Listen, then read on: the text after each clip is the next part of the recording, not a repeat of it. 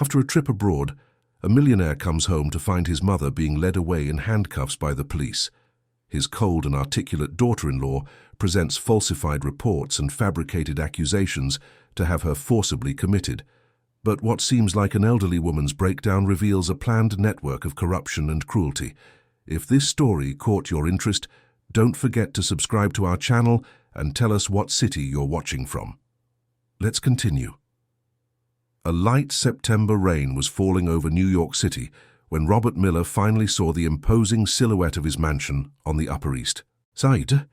It was almost 7 in the evening, and the city's chaotic traffic had turned the 20-minute drive from JFK into a nearly hour-long test of patience.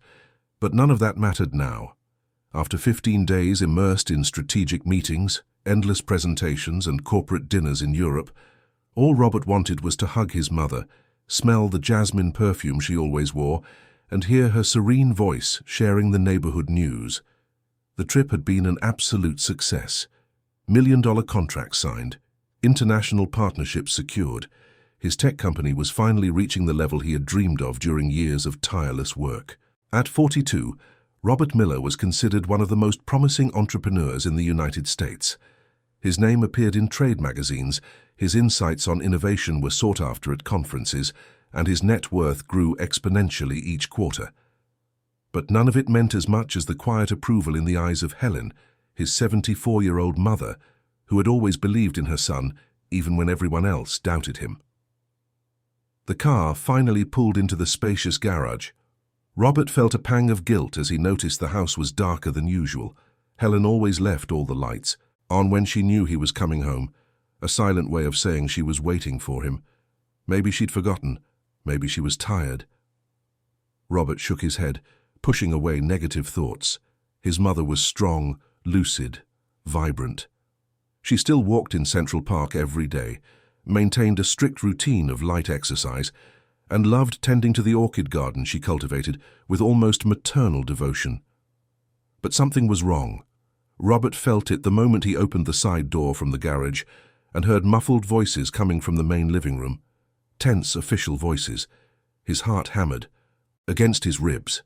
He dropped his travel bag on the floor and ran down the marble hallway, his footsteps echoing off the walls lined with family portraits. The scene he found was a nightmare brought to life. 3 NYPD squad cars were parked in front of the house, their red and blue lights flashing in a sinister rhythm that turned the elegant facade into something out of a horror movie.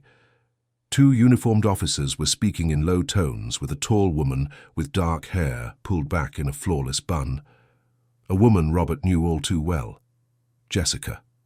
A daughter-in-law, the wife of Ethan, his only son. And there in the center of all the chaos was Helen. Robert felt the air leave his lungs. His mother, always so elegant and composed, was wearing a simple light blue cotton dress, the one she saved for days spent at home in her garden. Her grey hair, usually in a soft bun, was slightly disheveled. But what broke Robert's heart was the expression on her face. Confusion, fear, helplessness. One of the officers was gently holding Helen's arm, as if about to escort her somewhere. Another held a folder of documents, and Jessica, his daughter-in-law, maintained an expression of carefully calculated concern. Her lips pressed into a thin line, her eyes slightly moist, as if holding back tears. "Robert, what are you doing here?" she asked in a melodramatic voice when she saw him striding across the lawn. "I thought you weren't coming back until tomorrow." "What's going on?" he demanded, completely ignoring her question. His voice came out louder than he intended, thick with panic and outrage. "Why are there cops at my house? Why are they holding my mother?" Jessica exchanged a quick glance with one of the officers before answering. "We need to talk, Robert. This is very delicate, and I understand it's a shock for you, but—" "A shock?" Robert interrupted, his voice trembling with contained rage. "I come home from a trip and find my mother being treated like a criminal. What the hell is going on, Jessica? Where's Ethan?" "Your son is at home resting. He's been going through a very difficult time with all this," Jessica replied in that tone of voice Robert had always found artificial, as if she rehearsed every word before speaking it. "And as for your mother, Robert, I know. This is going to sound harsh, but we're here because of a court order. Helen needs to be committed for her own good. Committed, Robert repeated, incredulous. His mind struggled to process the words. Committed where? Why? My mother is perfectly fine. She doesn't have any health problems that would justify— It's exactly that kind of denial that worries the doctors, Jessica interrupted smoothly, and Robert felt the urge to scream. I know you've always been very close to Helen, but your constant trips, your absence, have kept you from seeing the signs. The episodes have been getting worse in the last few weeks. Episodes?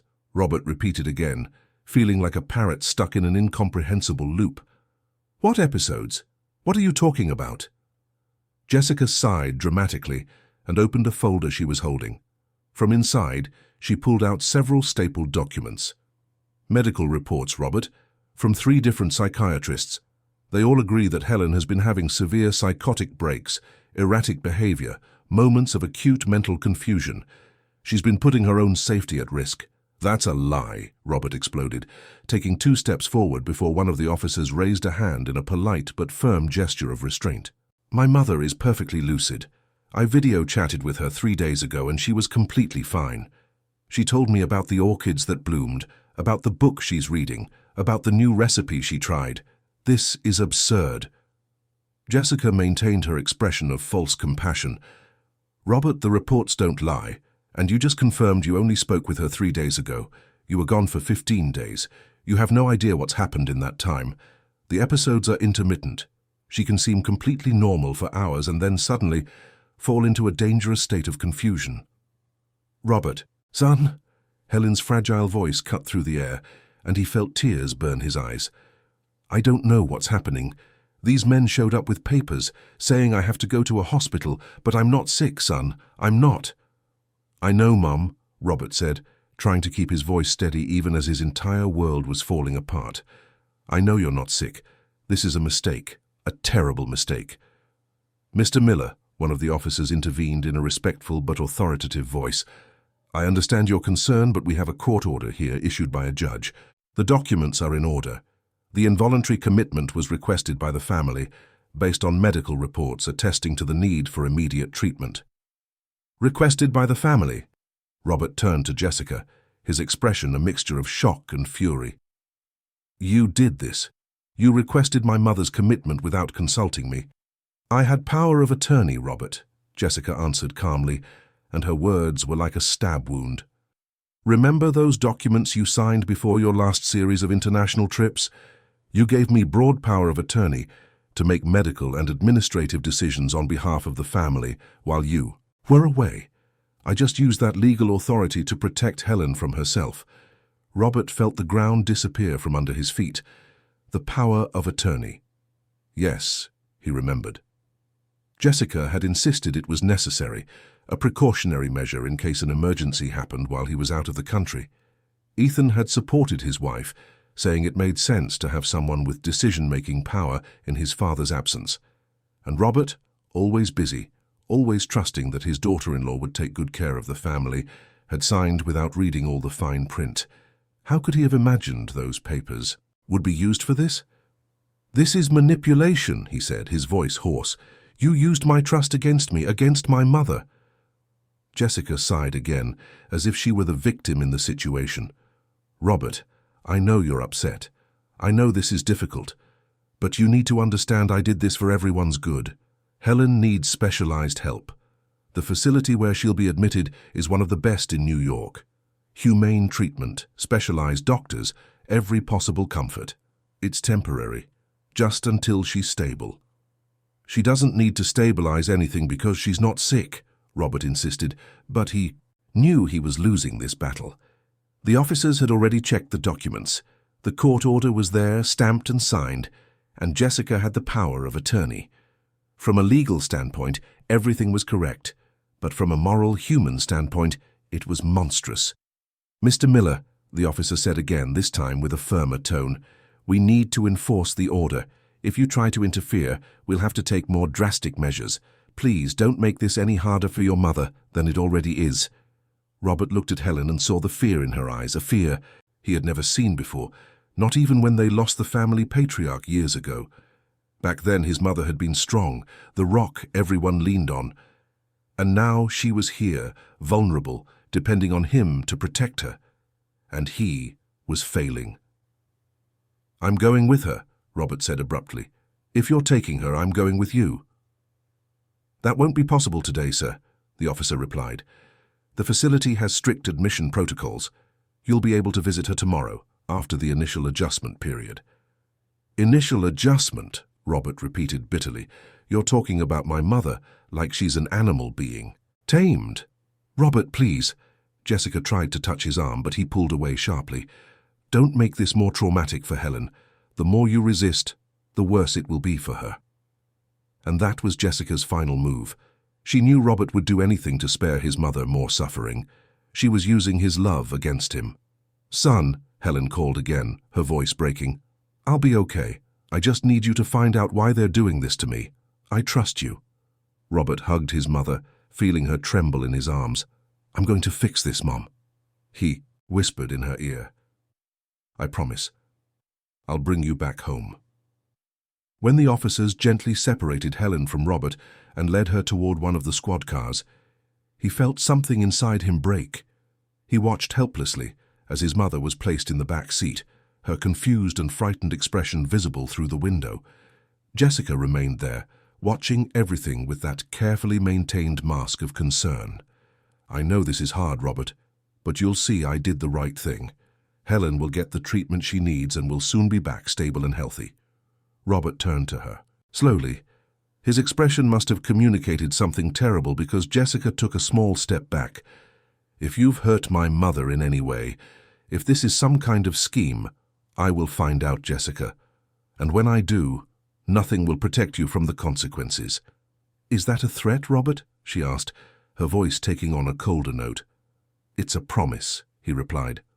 The squad cars drove away, taking Helen far from her home, her orchid garden, from everything she knew and loved. Robert stood there in the middle of the garden his mother cared for so lovingly, feeling the light rain wet his face, or maybe it was tears. He didn't know anymore. Jessica disappeared inside the house without another word, and Robert, alone in the New York drizzle, swore to himself that he wouldn't rest until he understood what was happening and brought his mother back. A few hours later, Robert was sitting in the office of Patricia Clark, a renowned family law attorney he knew through business circles. The office was in a modern building on Park Avenue, all glass and steel, exuding a sense of power and efficiency. But Robert didn't feel powerful. He felt helpless, frustrated, desperate. Patricia was a woman in her 50s, with short brown hair and sharp eyes that seemed to absorb every detail. She listened to Robert's entire story without interrupting, making occasional notes on a tablet. When he finished, she remained silent for a long moment, analyzing the documents Robert had brought, copies of the power of attorney, the medical reports Jessica had shown him, the court order. "This is problematic, Robert," she finally said, her voice professional but not without empathy. "The power of attorney you signed is indeed broad. It gives your daughter-in-law significant power over medical and financial decisions in your name and, by extension, in your mother's name, considering you are her primary legal guardian." "But I never imagined she would use it to commit my mother against her will," Robert protested. "This has to be illegal. There has to be something we can do." Patricia nodded slowly. "There are inconsistencies here we can explore. First, these medical reports. I'll need to verify their authenticity, confirm if these psychiatrists actually examined your mother, and if the diagnoses were made ethically and professionally. Second, we'll challenge the necessity of the involuntary commitment. We need an independent evaluation from doctors who have no connection to your daughter-in-law or the facility where your mother was admitted." "How long will that take?" Robert asked, his impatience showing in his voice. Involuntary commitments are delicate matters in the American legal system. There are safeguards to protect patients' rights, but there's also the recognition that, in some cases, commitment is necessary for the person's safety. We'll need to prove that this isn't one of those cases. It could take days, maybe weeks. "Weeks?" Robert almost shouted, standing up abruptly. "My mother is being medicated, isolated, treated like she's crazy. We can't wait weeks." Patricia stood up too, walking around her desk to get closer to him. I understand your anguish, Robert. I'll do everything in my power to speed up the process. But I have to be honest with you. Your daughter-in-law played her cards well. She has seemingly solid documentation, she has the legal power of attorney, and she has a court order. Undoing that takes time and strategy. Then start now, Robert said, his voice filled with determination.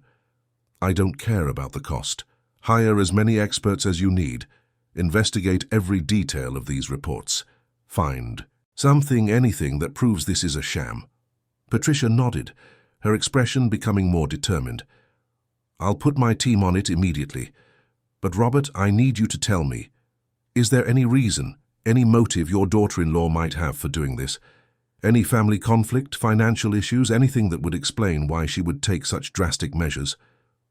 Robert was silent for a moment, his mind working quickly. Jessica had always been ambitious. He knew that.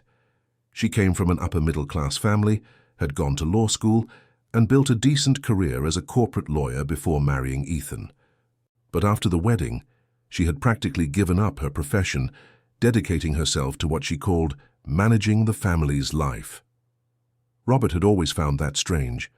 Jessica didn't seem like the type of woman who would be content just being a homemaker. My mother controls a significant part of the family's assets, Robert finally said. When my father passed away, he structured things so that my mother has an active voice in decisions. It's not just stocks and investments. It's properties, companies, holdings. If my mother were declared incompetent, the power of attorney Jessica would allow her to make decisions on your mother's behalf, Patricia completed, her eyes shining with understanding. And if your mother is committed, incommunicado, being treated as mentally unstable, who would question those decisions? Exactly, Robert said, feeling sick as he realized the extent of what was happening. This isn't about mental health. It's about money. It's about power. Jessica wants to control the family fortune. Patricia returned to her chair and began typing quickly on her computer. This changes everything, she said. If we can prove her motivation is financial and not medical, we have a much stronger case. But we need evidence. We need something concrete that shows she's acting in bad faith. Then we'll find it, Robert said, his voice taking on a note of steely resolve. I'll investigate Jessica's every move. I'll find out what she's plotting. And I'll prove this is all a lie. Be careful, Robert, Patricia warned. If Jessica realizes you're investigating, she might take steps to cover her tracks. Or worse, she could use the power of attorney to make even more drastic decisions regarding your mother. Robert felt a chill run down his spine. You think she could harm my mother? I don't know, Patricia answered honestly. But when there's this much money involved, people are capable of unimaginable things. We need to act fast, but we also need to act smart. When Robert left Patricia's office, it was already past midnight. New York, which never truly sleeps, was still pulsing with life around him. Neon lights reflected in the puddles left by the rain, cars sped down the avenue, people were heading home from bars and restaurants. But Robert saw none of it. His mind was stuck on a single image, his mother's frightened face as she was taken away. Helen, who had always been his rock, his source of strength and wisdom. The woman who had raised him alone after his father died, who had sacrificed her own dreams to ensure her son had every opportunity. And now he had failed her. No, Robert corrected himself mentally as he got into his car. He hadn't failed yet. This was just the beginning. Jessica might have won the first battle, but the war was just starting. He started the engine and began driving through the streets of New York, with no specific destination, just needing to move, to think, to plan. Ethan, his son, was the next piece of this puzzle. If Jessica was behind all this, Ethan knew. He had to know, or at the very least he had to suspect something. Robert picked up his phone and dialed his son's number. The call went straight to voicemail. He tried 2 more times, same result. Ethan was avoiding his calls. That spoke volumes. Robert then decided he would visit his son the next day, in person, face to face, where Ethan couldn't run. He needed to understand his son's role in this whole situation. Ethan was weak. Robert knew that. He always had been. Impressionable, insecure, constantly seeking approval. Exactly the type of person Jessica could easily manipulate. But Ethan also loved his grandmother. Since he was little, he'd had a special bond with Helen.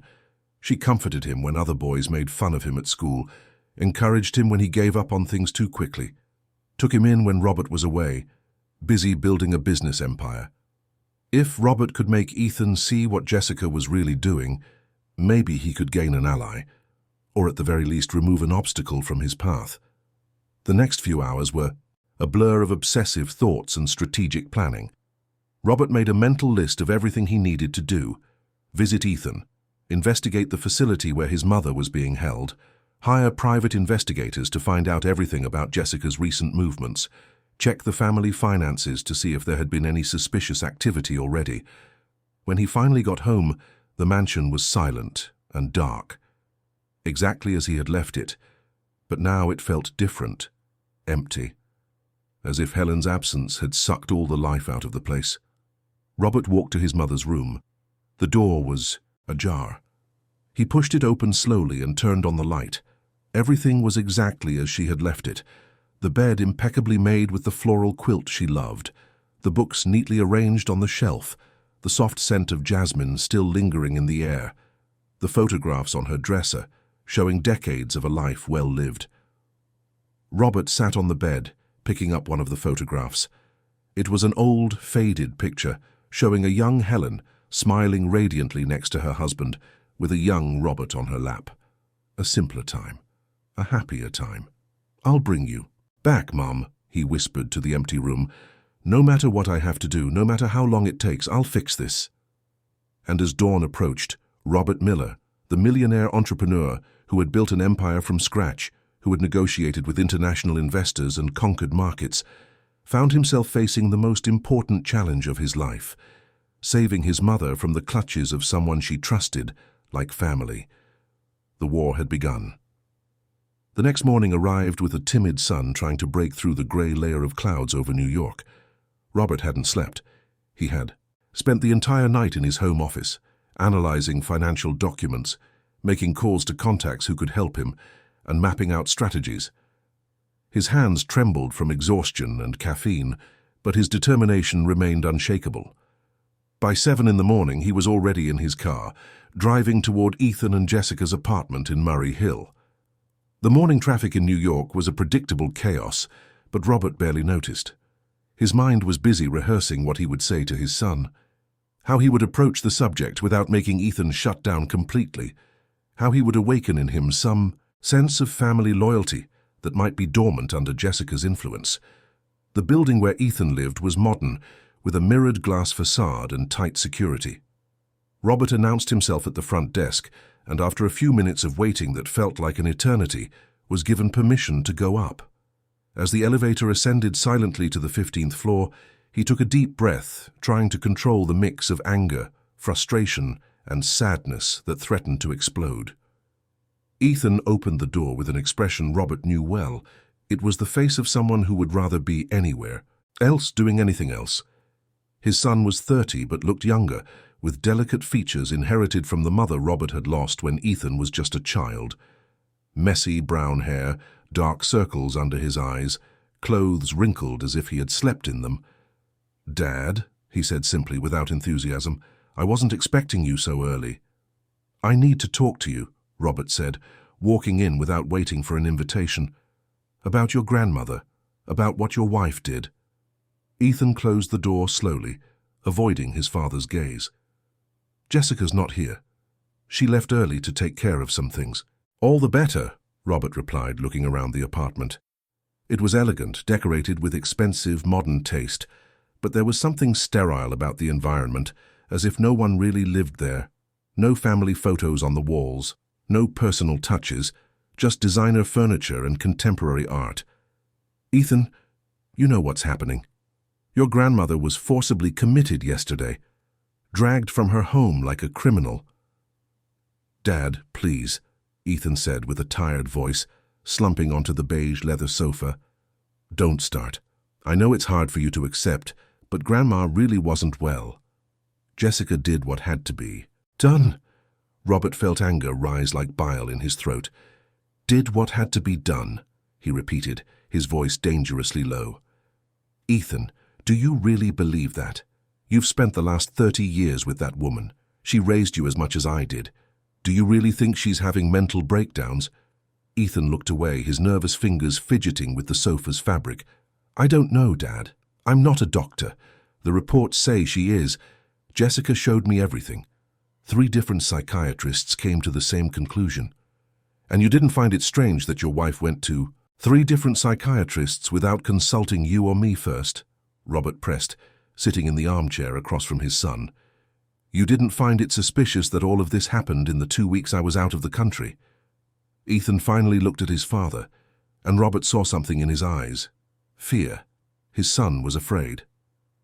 Grandma was having episodes, Dad. Small things at first, forgetting where she put things, getting confused about what day it was, talking to herself in the garden. Jessica got worried and thought it was best to consult specialists.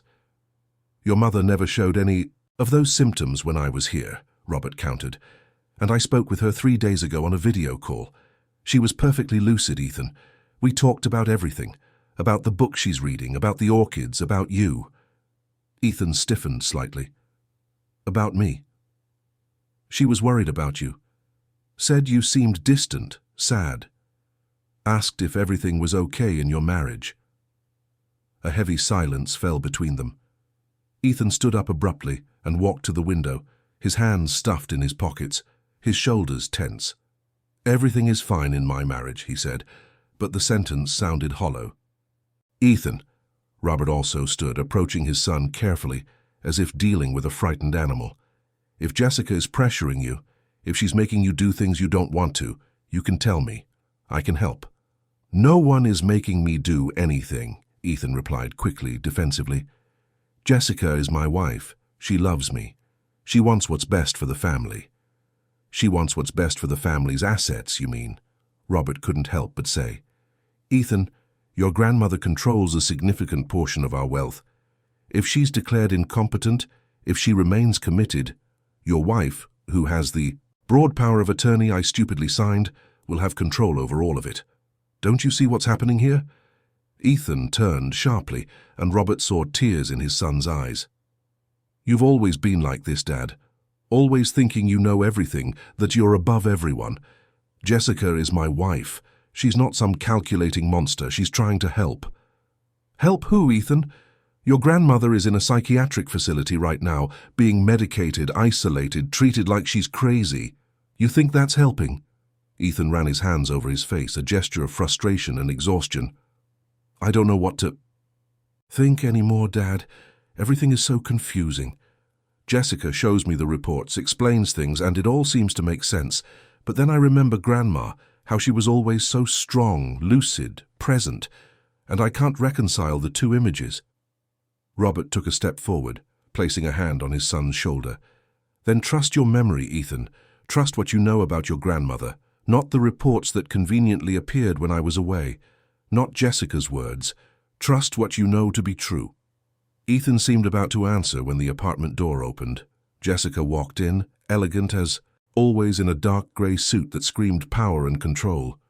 She stopped upon seeing Robert, her expression shifting from surprise to something more calculated in a matter of seconds. Robert, she said in a neutral voice, I didn't expect to find you here. I was talking with my son, Robert replied coldly, about his grandmother, about this whole situation. Jessica placed her purse on a small table near the door, her movements deliberately calm. I imagine so, and I also imagine you're trying to plant doubts in Ethan's head. I don't need to plant doubts. The doubts are already there. Anyone with a shred of sense would see that there's something very wrong with this whole story. Jessica sighed, as if dealing with a stubborn child.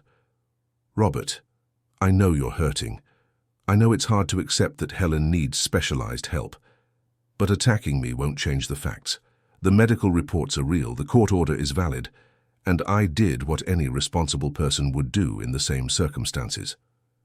You used a power of attorney I signed in good faith to commit my mother against her will, Robert said, each word heavy with accusation. That's not responsibility, it's betrayal. Jessica's eyes flashed with something that could have been anger or satisfaction. Robert wasn't sure. Betrayal would be leaving Helen in a deteriorating mental state without seeking medical help. Betrayal would be ignoring the symptoms because of pride or denial. I acted with her well-being in mind. "I think you should go, Dad," Ethan intervened softly, and Robert felt as if he'd been punched. "I need to rest, and so do you. We all do." Robert looked at his son, seeing the defeat in his eyes. Ethan had chosen his side, or more accurately, he had been manipulated into choosing. But it wasn't too late. Robert still had time to show his son the truth. "I'll go," he said finally. "But this isn't over, Jessica." "Far from it." "Of course it's not," she replied, with a half-smile that didn't reach her eyes. "I'm sure you'll do everything in your power to contest the medical and legal decisions. It's your right, but in the end, the facts will speak for themselves." Robert left the apartment with the bitter taste of temporary defeat in his mouth. But as he waited for the elevator, his phone rang. It was Patricia, the lawyer. "Robert, I need you to come to my office immediately," she said, her voice tense. "I found something out about the medical reports, and it's not good." An hour later, Robert was once again sitting in Patricia's elegant office, watching her as she arranged a pile of documents on the glass table between them.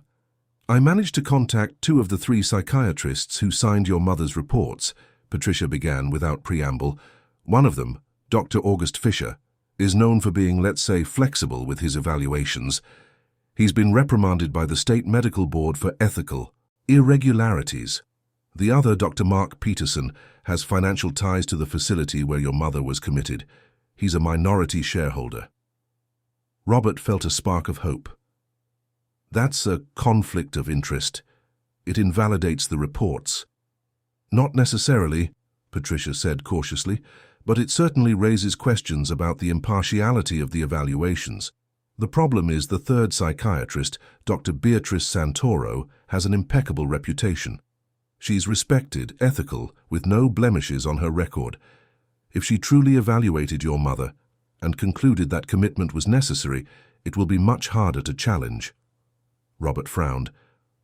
"So we need to talk to her. Find out exactly how this evaluation went." "I tried. She refused to speak with me without a court order.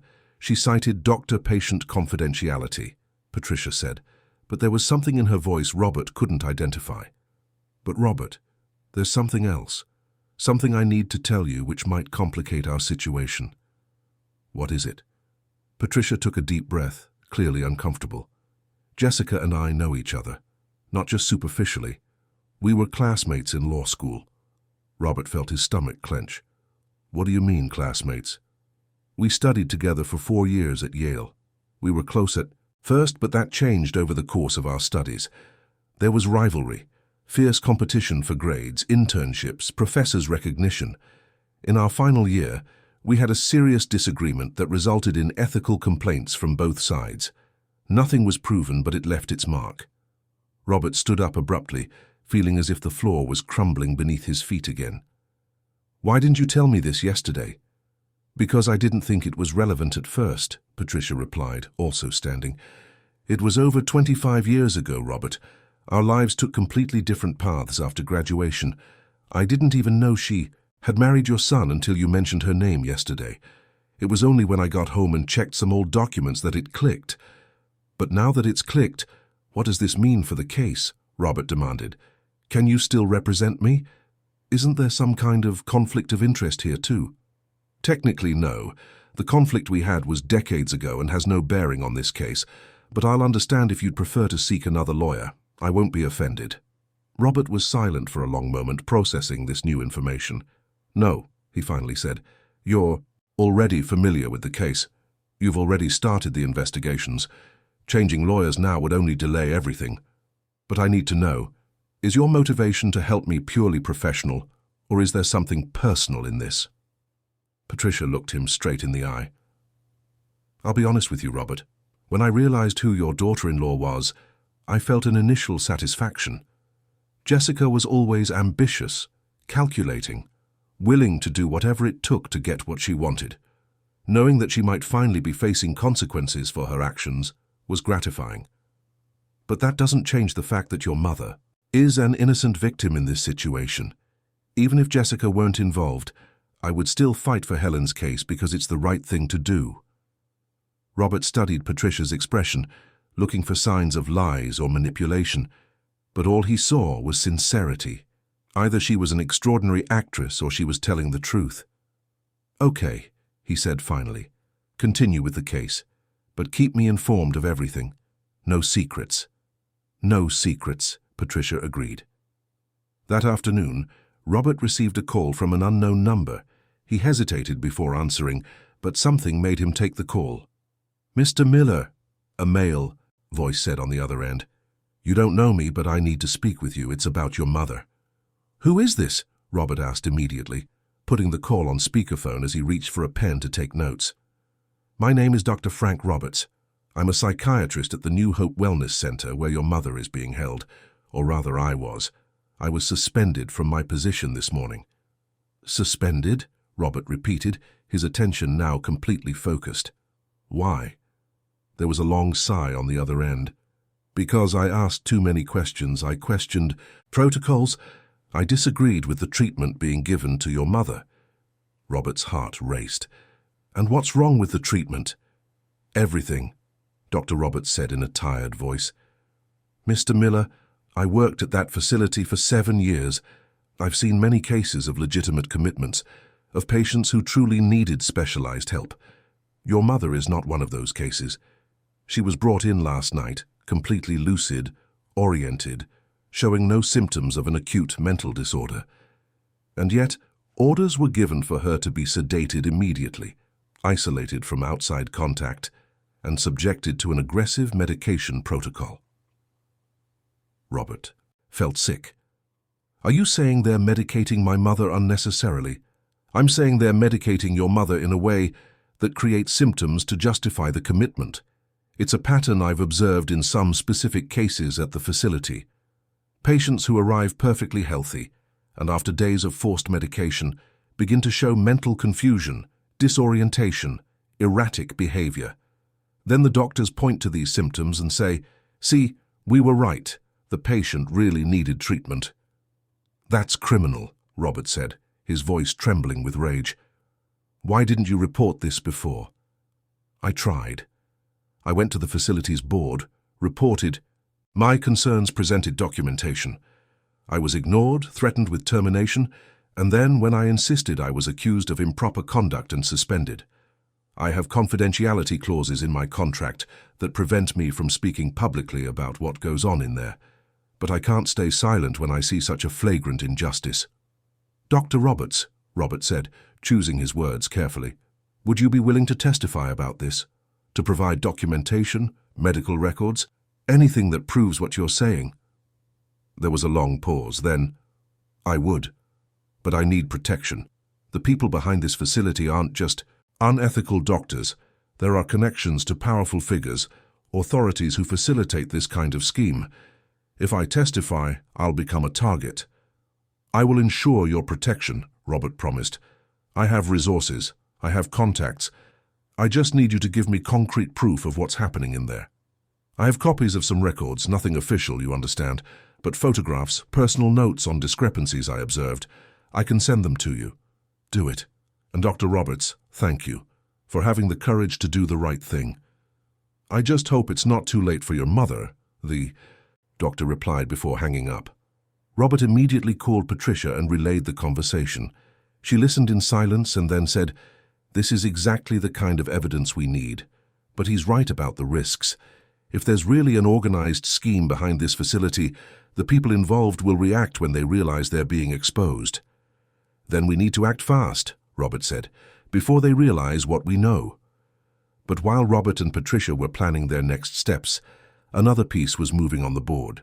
Megan Sanders, an investigative journalist known for exposing corporate scandals and corruption, had received an anonymous tip about irregularities at the New Hope Wellness Center.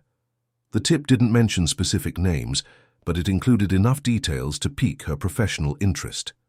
Megan was 38, a journalism graduate from Columbia, and had worked for major New York publications before going independent. She specialized in long, in-depth investigations, the kind of work other journalists found tedious, but that she considered essential. Her articles had already brought down corrupt politicians, exposed corporate fraud, and given a voice to countless victims of injustice. And now, as she read the anonymous tip for the third time in her small but cozy apartment in the West Village, she felt that familiar sensation of being on the verge of uncovering something big. The tip was vague on details, but specific enough to be credible. It spoke of forced commitments, manipulated diagnoses, unethical doctors, and a network of corruption that involved not only the facility, but also public figures who facilitated the scheme. There were mentions of asset misappropriation, exploitation of vulnerable seniors, and the systematic silencing of anyone who tried to blow the whistle. Megan began her investigation as she always did, discreetly.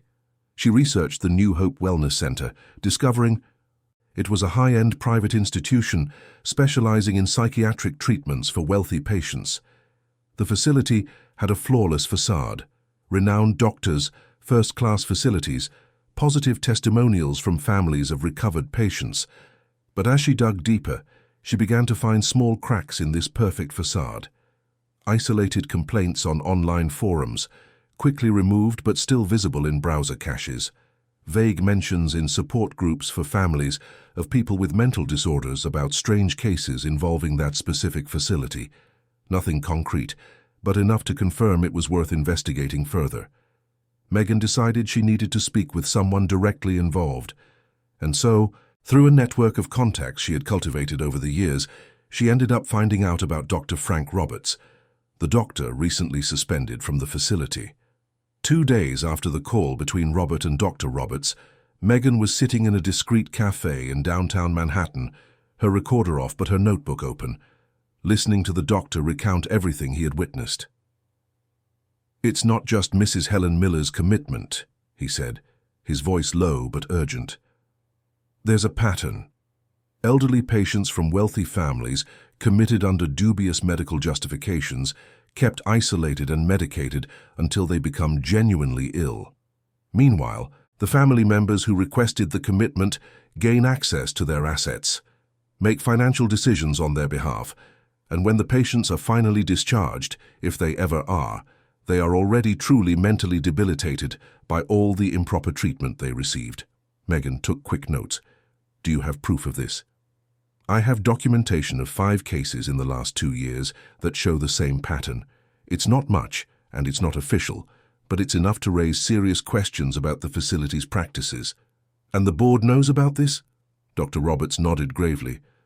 "The board not only knows, they facilitate it. There are financial incentives involved.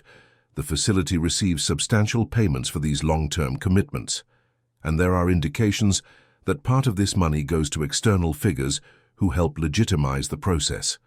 Lawyers who prepare the powers of attorney, judges who issue commitment orders without question, even some officials who receive favors or benefits in exchange for facilitating the system." Megan felt the familiar adrenaline of a big story beginning to unfold, but she also felt the heavy responsibility of this kind of investigation. "You understand that by telling me this, you're putting your career and possibly your safety at risk." "I understand," he replied calmly, "but I can't stay silent any longer. I saw Mrs. Miller when she arrived. I saw the fear in her eyes, the confusion about why she was there. And I saw how they immediately medicated her, how they isolated her, how they began to create a medical history that would justify her presence there. I can't be complicit in that." Megan reached her hand across the table, lightly touching the doctor's arm in a gesture of solidarity. "I will protect your identity for as long as possible, and I will investigate this to the end. These people will not get away with this." When Megan left the cafe, her mind was already working on the next steps. She needed more sources, more proof, more connections between the pieces of this puzzle, and she needed to talk to Robert Miller, Helen's son. If anyone had the motivation to expose this situation, it was him. Meanwhile, at the New Hope Wellness Center, Helen was sitting in a small but comfortable room, looking through the barred window at the well-manicured garden outside. She was confused, scared, but still lucid enough to know that something was terribly wrong. The nurses were kind but distant. The doctors came regularly, asked strange questions, and jotted things down on clipboards without really listening to her answers. And the medication. So much medication. Colorful pills that made her drowsy, disoriented, unable to think clearly. She had tried to refuse, but they said it was necessary, that it was for her own good, that soon she would feel better. But Helen didn't feel better. She felt worse every day, and deep in her mind, not yet completely clouded by the medication, she held on to one unshakable certainty. Robert would come. Her son would find her, and he would take her back home. A week had passed since Helen was taken away, a week that felt like an eternity to Robert. 7 days of frantic investigations, meetings with lawyers, tense conversations with influential contacts, and sleepless nights. With each passing day, his determination grew, fueled by a mixture of anger, guilt, and unconditional love for his mother. Megan Sanders had become an unexpected but essential ally. After Robert and she met, sharing information and discoveries, it became clear they were fighting against something much bigger than they had initially imagined. It wasn't just about Jessica trying to control the family fortune. It was about an entire system, a well-oiled machine of exploitation and corruption. They were gathered in Patricia's office again. Robert, Patricia, Megan, and Dr. Roberts. 4 people united by a common goal, to expose the truth and save Helen. Megan opened her laptop, turning the screen so everyone could see. "I managed to get access to some internal records from the New Hope Wellness Center," she said, her voice holding both excitement and concern. "It wasn't easy, and technically it could be considered an invasion of privacy, but what I found is shocking." On the screen were lists of names, dates, financial figures. Robert leaned forward, trying to decipher the information. "These are commitment records from the last 3 years," Megan explained, pointing to different parts of the screen. "Each line represents a patient. Look here. Patient's name, admission date, initial diagnosis, attending physician, and this last column here, which I found most interesting, payment source and total amounts."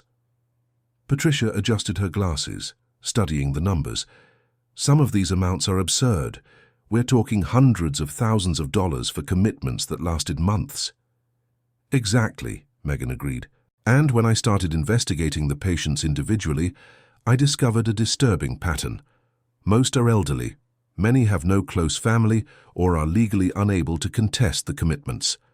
And in several cases, the people who requested the commitments ended up gaining access to the patient's assets." Dr. Roberts pointed to several names on the list. "I recognize some of these cases. When I was still working there, I questioned some of these diagnoses. Patients who seemed perfectly lucid being treated as if they had severe disorders. I always got the same answer. Trust the senior doctor's reports. That I was too young to understand the complexities of certain conditions." Robert felt a growing nausea. "How many cases are we talking about here?" Megan scrolled down the screen, revealing more and more lines of data.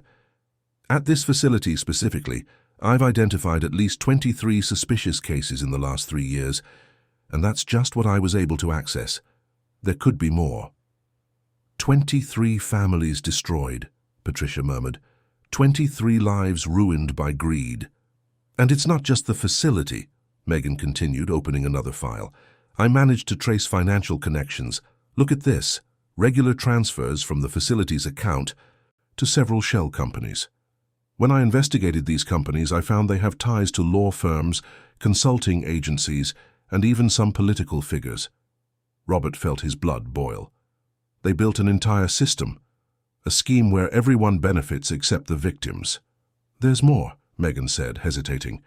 "I found information about some judges who issued involuntary commitment orders with suspicious frequency. Always the same facilities, always based on reports from the same doctors. One of them, Judge Anthony Carter, approved 18 of the 23 commitments I identified." "This is systematic corruption," Patricia said, her voice tense. "We're not talking about a few unethical professionals. We're talking about an organized network that extends through various layers of the system."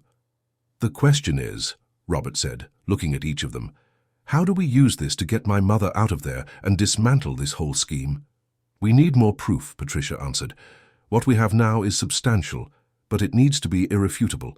We need official documents, verifiable testimonies, evidence that cannot be contested. And we need protection, Dr. Roberts added. If these people realize we're close to exposing them, they will react, and it won't be friendly. I'm working on an article, Megan said. Something big, investigative that will be impossible to ignore. But I need time to ensure every fact is verified, every source protected. One mistake and they'll sue us for defamation and bury everything. How much time? Robert asked impatiently. 2 weeks, maybe 3. 2 weeks? Robert stood up abruptly, starting to pace. My mother has been in there for a week. God knows what they're doing to her. Every day that passes, she gets more vulnerable, more confused. I can't wait 2 weeks. Robert, Patricia said softly, I understand your anguish, but if we act rashly, we could make things worse. These people have resources, connections, power. We need to be strategic. Then let's be strategic faster, Robert replied, turning to face them. Megan, publish what you already have, even if it's a preliminary version. Put public pressure on them. If I do that without solid enough proof, they'll destroy me, Megan countered. My professional credibility will go down the drain, and the story dies right there. But my mother could also die in there, Robert exploded, and the silence that followed was heavy and painful. Dr. Roberts was the first to break the silence. There's another option. I can try to contact other doctors who worked or still work at the facility, people who, like me, saw suspicious things but were afraid to speak up. If we can form a group of whistleblowers, we'll have more credibility and protection. And I can expedite the legal proceedings, Patricia added. Request an independent medical evaluation of Helen, question the validity of the original reports, contest the power of attorney. It will make noise in the system and might be enough to force them to release your mother. Do it, Robert said, his determination renewed. Do all of it, and I'll do my part too. What part is that? Patricia asked cautiously. I'm going to confront Jessica. I'm going to push her until she makes a mistake. Arrogant people always make mistakes when they feel threatened. Robert, that could be dangerous, Megan warned. If she realizes you're investigating, she could take drastic measures. She already took the most drastic measure possible by committing my mother, Robert replied. I have nothing left to lose. In the following days, each of them proceeded with their plan. Megan dove even deeper into her investigation, connecting with anonymous sources, verifying documents, building a solid case. Dr. Roberts began discreetly contacting former colleagues, planting seeds of rebellion against the corrupt system they served. Patricia worked tirelessly on the legal processes, finding loopholes, building arguments, preparing motions. And Robert focused on Jessica. He started subtly. Calls at strategic times, seemingly innocent messages asking about his mother's health. Unannounced visits to Ethan's apartment. Every interaction was calculated to create pressure, to make Jessica feel she was being watched, questioned, investigated. Ethan was visibly affected by the situation. When Robert saw him, he could see the internal conflict tearing his son apart. Deep, dark circles, trembling hands, a hesitant voice. Ethan loved his grandmother, Robert knew that, but Jessica had some kind of hold over him, something that kept him in line even when his heart was screaming that this was wrong. Dad, please, Ethan begged during one of his visits. Stop this, Jessica is getting stressed. She says you're harassing the family. Harassing, Robert repeated, incredulous. Ethan, your grandmother is locked in a psychiatric facility. She's being medicated unnecessarily. She's suffering. And all you're worried about is your wife's stress? Ethan looked away, unable to maintain eye contact. It's not like that, Dad. It's just that everything is so confusing. Jessica shows me the medical reports, explains that it's necessary, and I want to believe she's doing the right thing. But then I think about Grandma and... His voice trailed off. And what, Ethan? Robert pressed gently, sitting next to his son. What do you feel when you think about your grandmother? I feel like we're betraying her, Ethan finally admitted, tears starting to stream down his face. I feel like I let something horrible happen and did nothing to stop it. Robert put a hand on his son's shoulder. Then help me fix This now, before it's too late." Ethan seemed about to respond when Jessica entered the room, her expression hardening as she saw father and son together.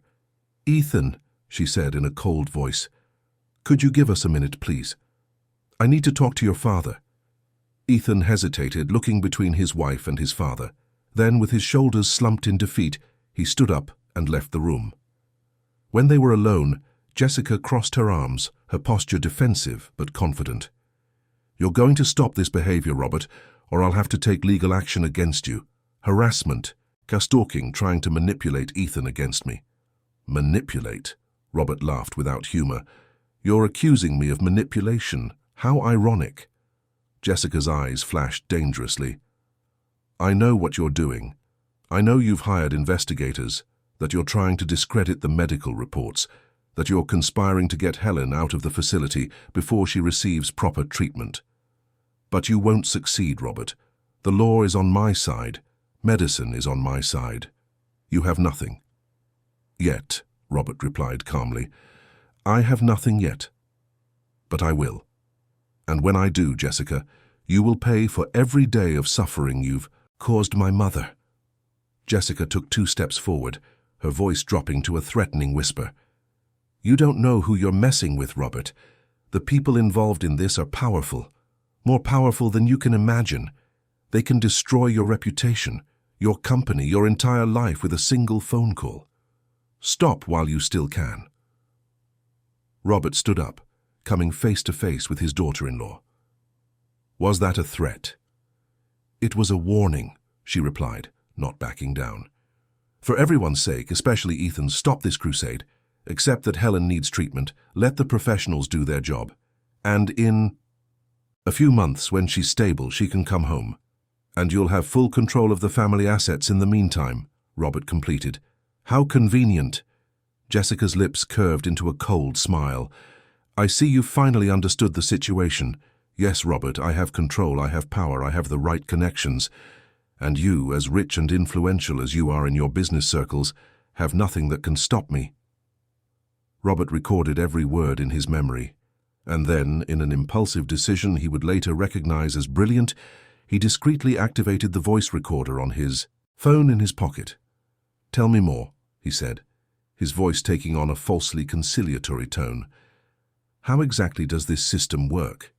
It must have been difficult to build something so elaborate." Jessica, clearly pleased with what she interpreted as Robert's resignation, relaxed slightly. "It wasn't that hard. You'd be surprised how many people are willing to cooperate when there's money involved. Doctors who sign reports without asking questions. Judges who approve orders without investigating. Facility administrators who facilitate commitments and keep patients isolated. Everyone gets their cut, and everyone is happy." "Except the patients," Robert pointed out. "The patients are a necessary sacrifice," Jessica replied with chilling coldness. "Most are old, tired people who have already lived their lives. Why not allow their fortunes to be used by those with the energy and vision to do something productive with them?" "And my mother fits into that category for you?" Robert asked, struggling to keep his voice neutral despite the rage boiling inside him. "Your mother is an obstacle," Jessica said directly. "She always has been. Controlling pieces of the estate, having a say in business decisions even without understanding anything about business. Ethan is the rightful heir, but Helen has always had more power than she should. That needed to change. And you decided to force that change by having her illegally committed," Robert said, each word weighing a ton. "There's nothing illegal when you have the right people signing the right documents," Jessica replied with arrogance. "I learned that in law school, you know. Sometimes the law can be shaped to serve your interests if you know which strings to pull. And how many lives have you destroyed by pulling those strings, Jessica?" She shrugged. "I don't keep count, but I can tell you the system works. Perfectly. It has for years. Helen is just another one in the system. And when all this is over, when she's finally released, too frail and confused to contest anything, Ethan will have full control over her share of the assets. And I, as his devoted wife, will help him manage everything."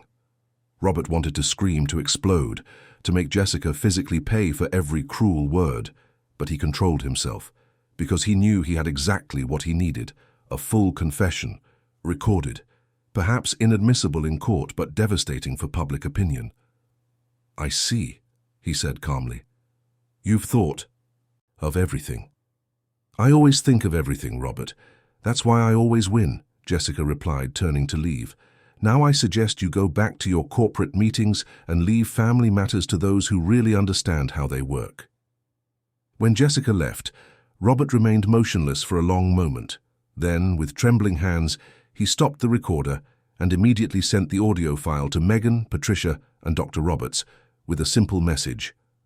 "I got it."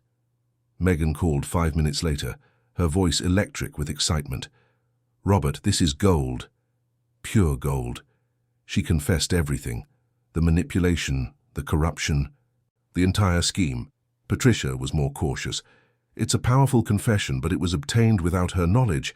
There could be legal issues with it." "I don't care about legal issues," Robert said. "I care about saving my mother and exposing these people. Use this recording however you see fit."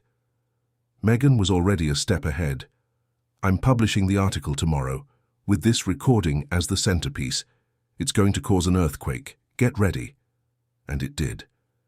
When Megan's article was published the next day, the reaction was immediate and explosive. The headline read, "Forced Commitment Scheme Involves Doctors, Judges, and New York's Elite."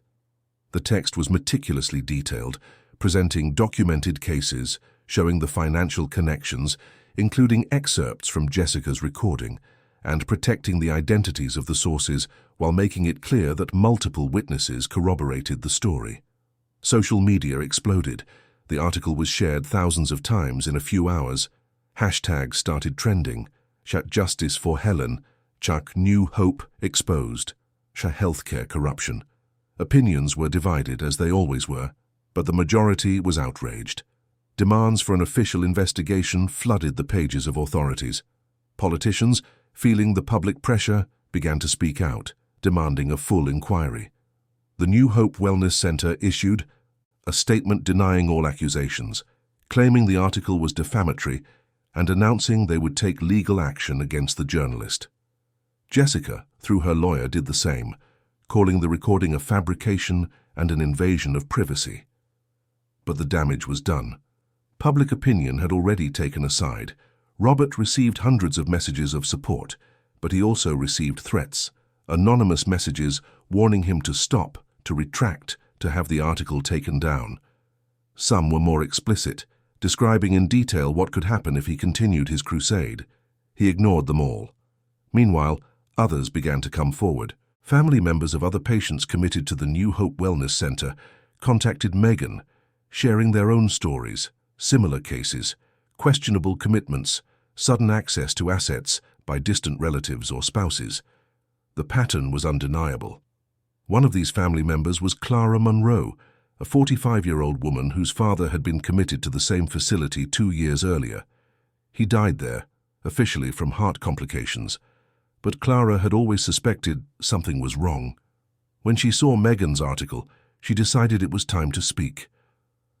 "My father was strong, healthy, lucid," she said in a video interview that quickly went viral.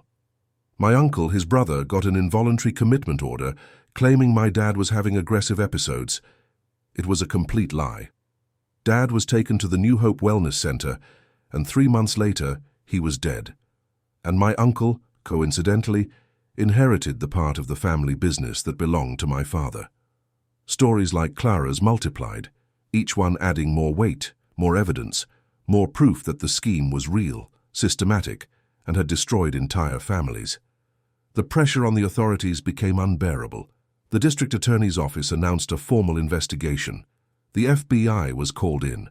Search and seizure warrants were issued for the New Hope Wellness Center, for the law firms involved, for the residences of suspect doctors, and finally, a court order mandated the immediate removal of all patients from the New Hope Wellness Center for independent medical evaluation at other institutions. Robert received the news from Patricia by phone. His mother would be transferred the next day. "I'll be there," he said immediately. "I'll pick her up myself." "Robert," Patricia hesitated, "prepare yourself. I don't know what state your mother will be in. A week of forced medication, isolation, improper treatment. It may have caused damage. It doesn't matter, Robert replied, his voice breaking with emotion. I'm taking her home, and I'll take care of her, for as long as it takes. That night, alone in his silent mansion, Robert walked to the orchid garden his mother loved so much. Many of the flowers had withered in her absence, without her careful touch, without her dedicated attention. But some still bloomed, stubborn, resilient, refusing to give up. Like you, Mum, Robert whispered to the orchids, refusing to give up, resisting. And tomorrow I'm bringing you back home to your garden, to your life. I promised. I would fix this, and I'm keeping my promise. The morning dawned overcast in New York, but to Robert it felt like the brightest day of his life. He hadn't slept, but it wasn't from anxiety or worry. It was from anticipation. In a few hours, he would see his mother again, and this time he would take her home. Patricia, Megan, and Dr. Roberts accompanied him to the New Hope Wellness Center. The place that days ago represented a symbol of oppression and injustice was now surrounded by police cars, vans from the DA's office and media vehicles, the R. Facility's impeccable facade seemed less imposing under public scrutiny, as if the building itself knew its secrets had been exposed. FBI agents moved in and out of the building carrying boxes of documents, computers, files. Inside, doctors and administrators were being questioned, medical records were being confiscated, and patients were being carefully transferred to other institutions for independent evaluation. Robert passed through security, showing the court order that gave him the right to retrieve his mother. An officer escorted him down the white, sterile corridors of the facility to the room where Helen was staying. Staying. What an inadequate word to describe a prison, Robert thought bitterly. When the door opened and he saw her, his heart both broke and filled with relief at the same time. Helen was sitting on the bed, wearing a simple hospital gown, her grey hair more disheveled than he remembered. She was thinner, her skin pale, her eyes slightly glazed from the residual effects of the medication. But when she looked at the door and saw Robert, something lit up in those eyes. Recognition, relief, love. "Son," she whispered, her voice weak but clear. "You came." Robert crossed the room in 3 long strides and wrapped her in his arms, feeling her tremble against him. "I promised I would come, Mom," he said, his voice choked with emotion. "I promised I'd get you out of here." Helen clung to her son, as if he were the only solid thing in a world that had become incomprehensible. "I didn't understand why they brought me here," she murmured. "I tried to explain that I wasn't sick, that I didn't need to be here, but no one listened. They just gave me pills. So many pills, and I was so tired, so confused." "I know, Mom, No, but it's over now. We're going home." A doctor assigned by the DA's office entered the room, introducing herself as Dr. Marcia Oliver. She would conduct a preliminary evaluation of Helen before she could leave the facility. The evaluation took about 30 minutes. The doctor asked simple questions about temporal and spatial orientation, checked vital signs, and reviewed the medication history administered over the past few days. Her expression grew more serious with each discovery. When she finished, she called Robert out of the room. "Mr. Miller," she said in a professional but clearly indignant voice, "your mother was, subjected to massive doses of completely unnecessary sedatives and antipsychotics. There is no evidence of any mental disorder that would justify this treatment. What they did to her was, frankly, criminal." "Will she recover?" Robert asked, his voice tense. "With time, yes. Fortunately, the commitment was relatively short. A few more weeks under this medication regimen and the damage could have been permanent. But with proper follow-up, a gradual tapering of the medications, and a lot of care, she should return to her normal state." Robert felt tears burn his eyes. "Thank you, Doctor, for taking care of her." "Doctor," Oliver nodded. "I'll prescribe a plan to wean her off the medications and recommend psychological support to help her process the trauma of this experience. No one should have to go through what your mother went through." When Robert returned to the room, he found Megan talking softly with Helen, explaining who she was and how she had helped expose the truth. Helen listened attentively, and despite the residual confusion, Robert could see the intelligence still shining in her eyes. His mother was strong. She had survived this, and with time and love she would recover completely. Their departure from the facility was captured by the cameras of multiple news outlets. Robert shielded his mother from the flashes, wrapping her in a coat and guiding her gently to the car. Megan had already prepared a press statement that Robert read quickly. A declaration asking for privacy for the family during Helen's recovery, thanking the public for their support, and reaffirming their commitment to achieving full justice for all the victims of the scheme. On the way home, Helen rested her head on Robert's shoulder, just as she used to when he was a child. "I missed my orchids so much," she said softly. "I wonder if they're still alive." "Some of them are, Mom, and we'll take care of them together. We'll make the garden bloom again." Back at the mansion, the first thing Helen asked for was a hot bath and clean clothes. The maids, who had been deeply disturbed by what had happened, welcomed her with tears of relief and helped her with maternal care. When Helen came downstairs an hour later, wearing one of her favorite dresses, her hair washed and combed, she looked more like herself.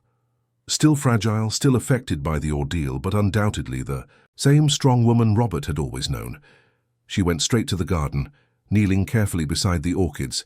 Her trembling hands touched the delicate petals with familiarity and love. "Poor flowers," she murmured. "You missed me too." Robert knelt beside her. "We'll take care of them together, Mom. I'm not going to travel so much anymore. I'm not going to leave you alone again." Helen turned to look at him, and Robert saw tears in her eyes. "You saved me, son. When I was in there, confused, scared, I held on to the certainty that you wouldn't abandon me. And I was right." Robert hugged her gently, feeling her fragility, but also the resilient strength that had always defined her. "I will always be here for you, Mom. Always." Meanwhile, the storm that Robert, Megan, and their allies had unleashed continued to grow in intensity. The police investigation deepened, branching out in multiple directions. Bank accounts were frozen, documents were analyzed, witnesses were heard. Jessica tried to flee. 2 days after Megan's article was published, she boarded a flight to the Bahamas, planning to then move on to a country with no extradition treaty with the US. But Interpol had already been alerted. She was detained at the airport in Nassau and extradited back to the United States within days. Jessica's return was a public spectacle. In handcuffs, escorted by federal agents, she was put into a police vehicle under the watchful eyes of cameras and an enraged crowd that had gathered to see her taken to jail. The woman who weeks ago exuded confidence and control now looked small, scared, defeated. Ethan was shattered. When Robert finally met with his son after Helen's rescue, Ethan cried like he hadn't since he was a child. "I didn't know, Dad." He sobbed. "I swear I didn't know the extent of it. Jessica told me it was for Grandma's own good, that the doctors knew what they were doing. I was a coward. I was weak." Robert hugged his son, feeling his own anger and resentment warring with paternal love. "You were manipulated, Ethan, just like other people were. But now you have a chance to do the right thing. Testify against Jessica. Help ensure that she and everyone involved pay for their crimes."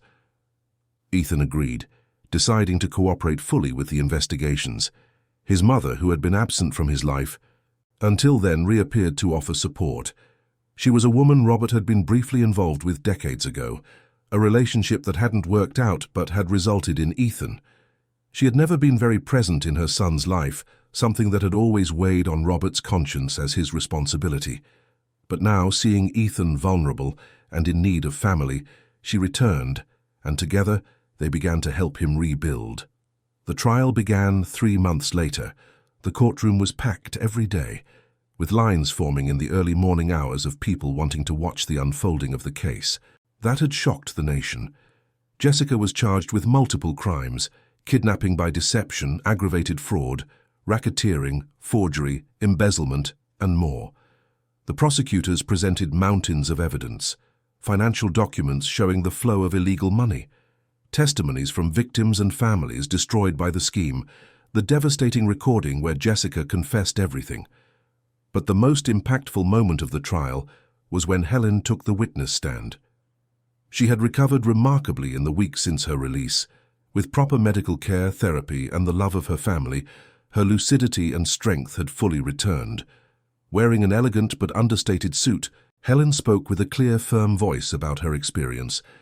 She described the fear she felt when uniformed men took her from her home, the helplessness of being trapped in a strange room, being medicated against her will, the growing confusion caused by the drugs that left her dazed and unable to think clearly, and finally the terror of realizing that no one believed her protests of sanity.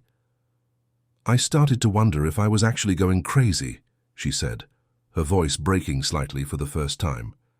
"If the medication continued, if the isolation persisted, if no one came to save me. I thought I would die in that place, far from my home, my orchids, my son, and all for greed, all because someone decided my life was worth less than my money."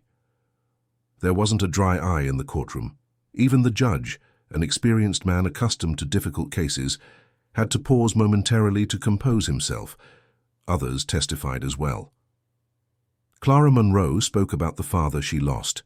Dr. Roberts detailed the irregularities he had observed. Megan presented all the documentation she had collected. Family after family shared similar stories of loss, manipulation, and injustice. Jessica's accomplices were also tried. Doctors who signed false reports, Judge Anthony Carter, who had approved commitments without due diligence, administrators of the New Hope Wellness Center who facilitated the scheme, lawyers who prepared fraudulent documents. Each faced their own charges, their own trials, their own convictions. When the final verdict was read 3 months after the trial began, the sentence was severe. Jessica was sentenced to 28 years in prison, no possibility of parole for the first 10 years. Her assets were seized to compensate the victims. Her accomplices received sentences ranging from 8 to 20 years, depending on their level of involvement. The New Hope Wellness Center was permanently shut down. Its building would be transformed into a support center for vulnerable seniors, an irony not lost on anyone. And perhaps the most important consequence, a comprehensive reform of the involuntary commitment system was initiated. New safeguards were implemented. Independent medical evaluations became mandatory. The legal process gained more oversight and transparency, all to ensure that the horror Helen and so many others had suffered could never happen again. A year after Helen's rescue, Robert organized a special ceremony at his mansion. Victims' families, journalists, lawyers, ethical doctors, all were invited. It was the official launch of the Helen Miller Foundation for the Protection of Vulnerable Seniors. The foundation would offer free legal assistance to families suspecting manipulation, education on seniors' rights, psychological support for victims of fraudulent commitments, and it would work actively with authorities to monitor and improve the mental health care system in the country. Helen, now fully recovered and more vibrant than ever, was the first to speak at the ceremony. She stood in her garden, surrounded by the orchids she had tended to with such dedication, flowers that were now blooming in all their glory. "I survived something that no one should have to survive," she began, her firm voice reaching everyone present. "I was torn from my home, from my life, treated as if I were mentally incompetent when I was perfectly lucid, medicated until I nearly lost my sanity for real, and all for greed, all because my assets were more valuable than my humanity." She paused, looking at Robert with pride and love. "But my son did not give up on me, nor did the allies he found along the way.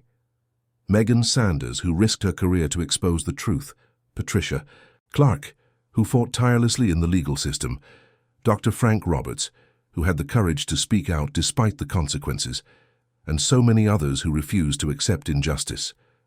The audience applauded, and Helen smiled. "This foundation exists to ensure that other families do not go through what we went through, to protect the most vulnerable among us, to remind society that the elderly are not disposable, that their lives have value regardless of how much money they have." Robert stepped onto the makeshift stage set up in the garden, standing beside his mother. He looked at the assembled crowd, seeing the faces of people who had suffered, who had fought, who had won. "This foundation is more than an organization," he said. "It's a commitment to never again allow the system to be used to destroy families, to ensure that greed and corruption do not win over love and humanity." In the following months, the Helen Miller Foundation grew rapidly. Cases came in from all over the country. Desperate families seeking help, vulnerable seniors needing protection, reports of irregularities in other institutions, and the foundation responded to every call, investigating, intervening, fighting. Megan continued her journalistic work, now focused on issues of social justice and protecting the vulnerable. Her reports won national and international awards. She became a respected voice, feared by those who operated in the shadows and celebrated by those who sought the light. Dr. Roberts found a position at a public hospital where he could practice medicine with ethics and integrity. He also became a consultant for the foundation, helping to identify suspicious cases and educate other professionals on the signs of fraudulent commitments. Patricia expanded her legal practice, specializing in elder law and the rights of the incapacitated. She offered part of her time pro bono through the foundation, ensuring that justice was not a privilege reserved only for the wealthy.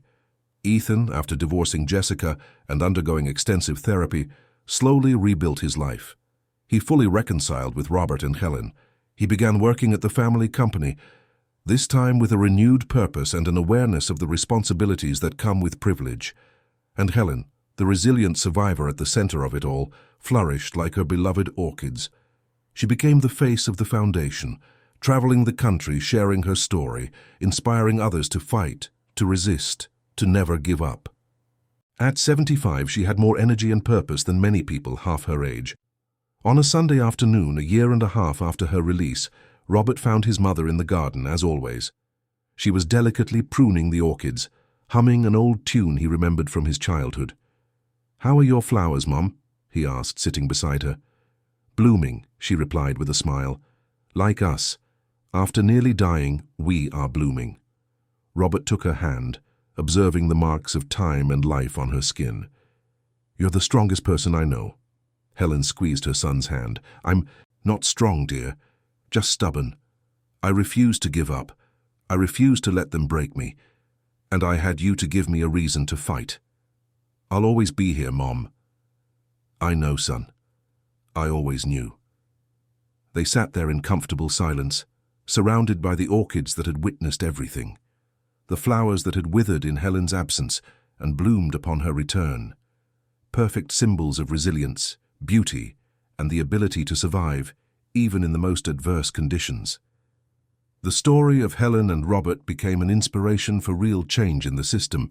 Laws were reformed, protections were strengthened. And although the fight against corruption and exploitation would never completely end, at least now there were vigilant guardians. There were people willing to fight. There was hope. And in a mansion on the Upper East Side, in a garden full of orchids, a mother and her son found peace, they found healing. They found their way back to each other after nearly losing everything. Because in the end, it wasn't money that won. It wasn't power or connections or legal manipulations. It was love. The love of a son for his mother. The love that refused to accept injustice. The love that moved mountains, toppled empires of corruption, and brought light where there was only darkness.